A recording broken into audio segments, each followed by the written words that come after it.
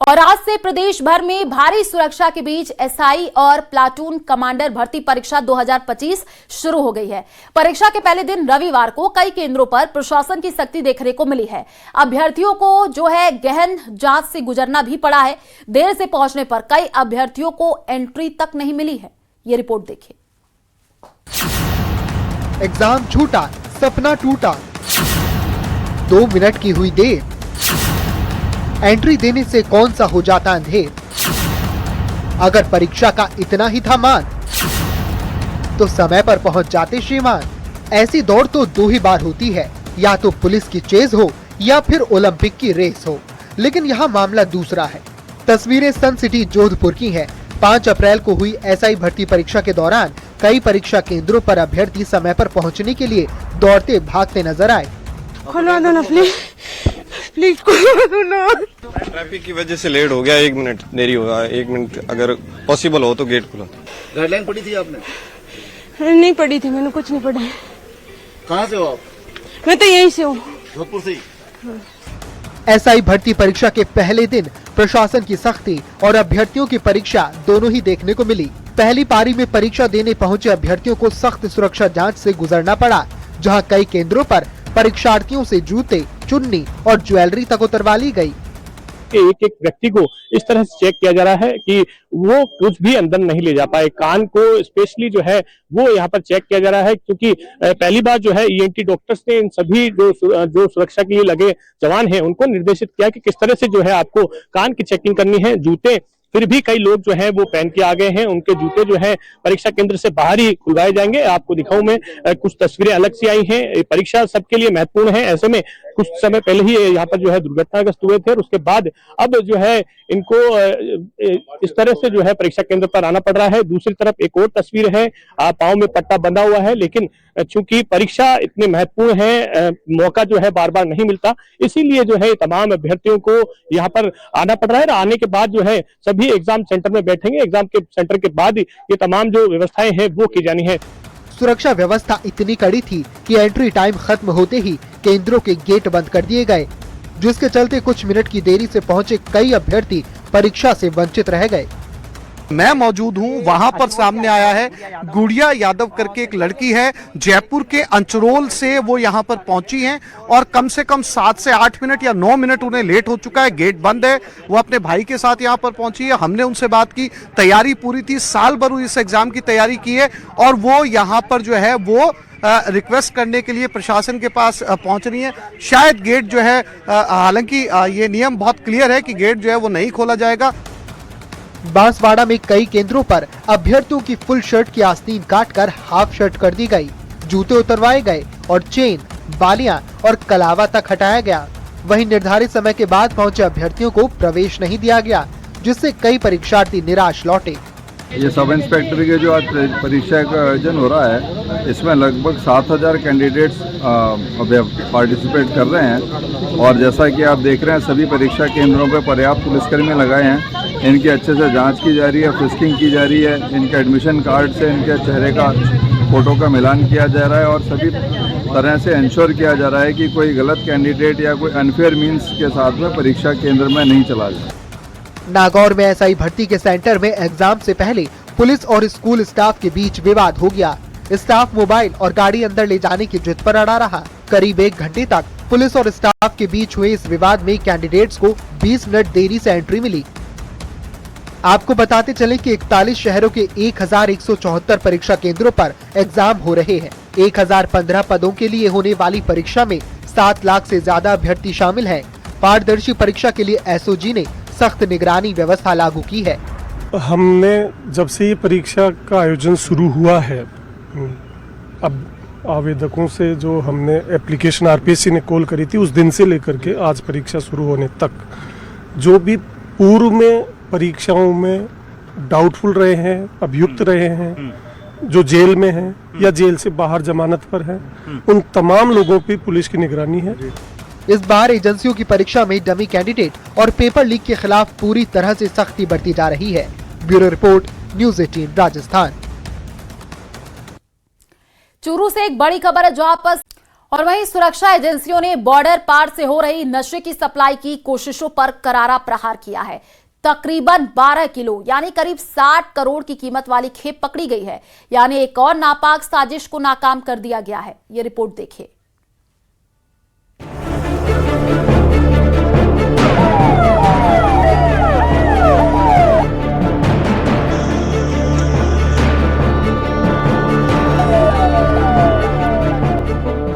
Drugs पर surgical strike, 60 crore का सफेद जहर जब्त, नशे का नापाक खेल।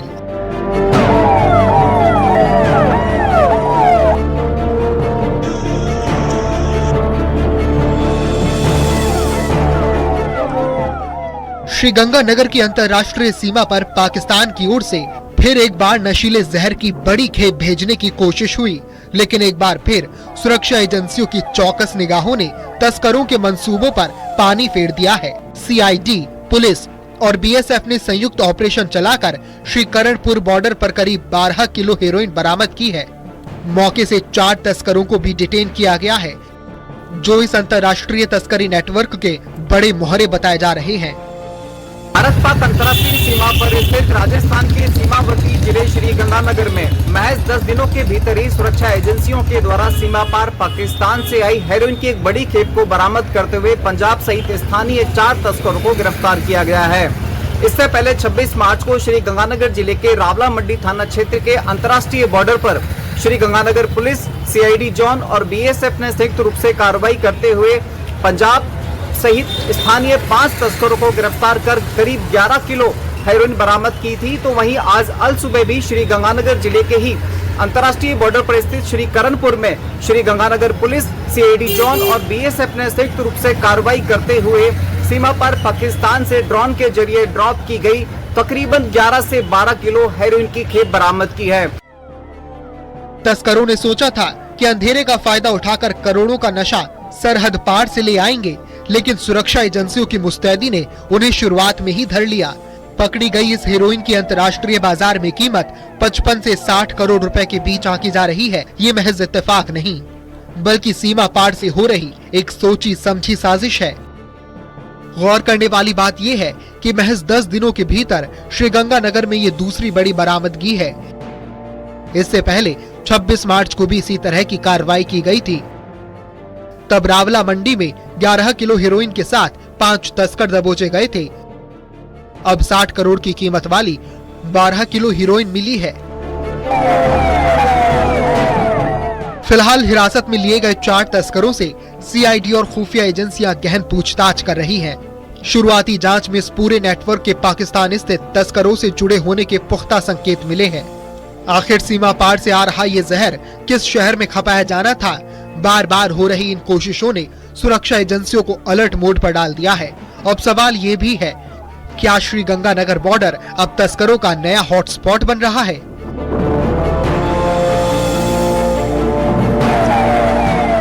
श्रीगंगानगर से अशोक शर्मा के साथ ब्यूरो रिपोर्ट, न्यूज़ 18।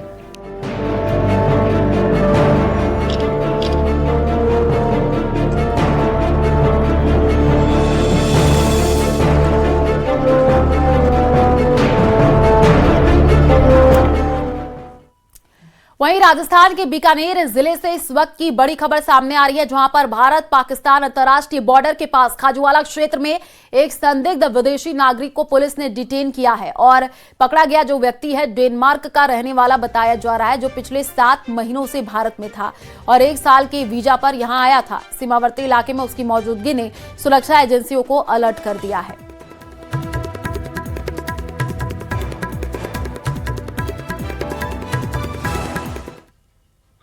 निवासी विदेशी नागरिक रेने, जो कि लगभग 40 वर्ष की उम्र है, जिन्हें खाजूवाला थाना क्षेत्र अंतर्गत इलाके से दस्तयाब किया गया है।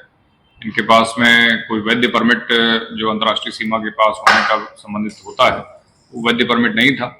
फिलहाल ज्वाइंट इंटरोगेशन कमेटी के बाद में और जो भी तथ्य पूरी तरह बर्बाद कर दिया है। महज 15 से 20 मिनट के इस आसमानी कहर ने नगला, बिलोठी समेत कई गांवों में साल भर की मेहनत को मिट्टी में मिला दिया है। कहीं कटी हुई फसलें आंधी में उड़ गई तो कहीं खेतों में भरा पानी अब फसलों को सड़ाने लगा है। ये रिपोर्ट देखिए।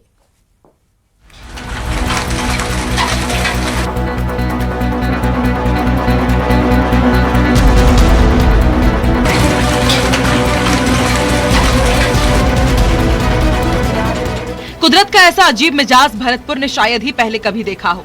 एक तरफ धूप तो दूसरी तरफ नगला बिलोठी समेत कई इलाकों में अचानक बरसात और ओलावृष्टि।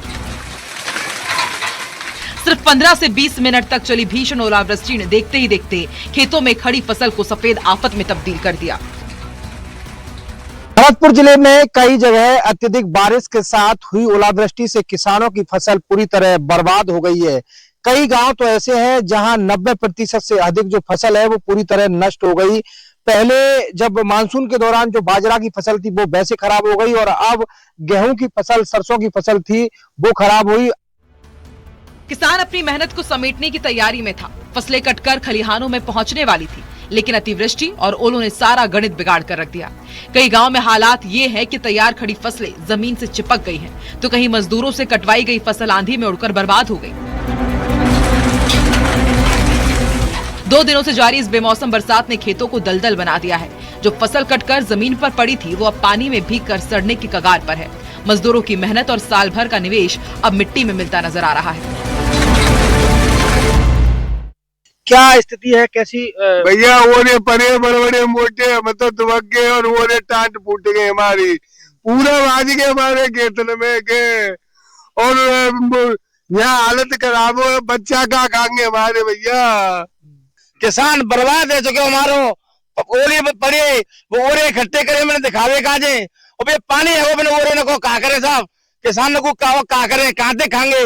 ये मशीन चल रही या मशीन पे या हमारे गेहूं कूटे महेंद्र भैया के, और या महेंद्र भैया बर्बाद है फिर मुकेश के कूट के आए, ऐसे तो मैंने टाइम पास कर रहे साहब। तो ये किसानों का कहना है कि सरकार इन्हें उचित मुआवजा दे, जिससे कि जो फसल इनकी नुकसान हुआ है उस फसल का ये जो भरपाई है वो कर पाए, और आगे पशुओं की व्यवस्था है, अपने खाने की जो अनाज की व्यवस्था है वो करें। इसको लेकर के लगातार किसान चिंतित। बर्बादी के इस मंजर के बीच अब किसान की आखिरी उम्मीद सिर्फ सरकार और प्रशासन की ओर टिकी है। फसलें तबाह हो चुकी हैं और घर चलाने का संकट सामने खड़ा है। ऐसे में पीड़ित किसान अब जल्द से जल्द गिरदावरी और मुआवजे की मांग कर रहे हैं। भरतपुर से दीपक पुरी के साथ ब्यूरो रिपोर्ट, न्यूज़ 18।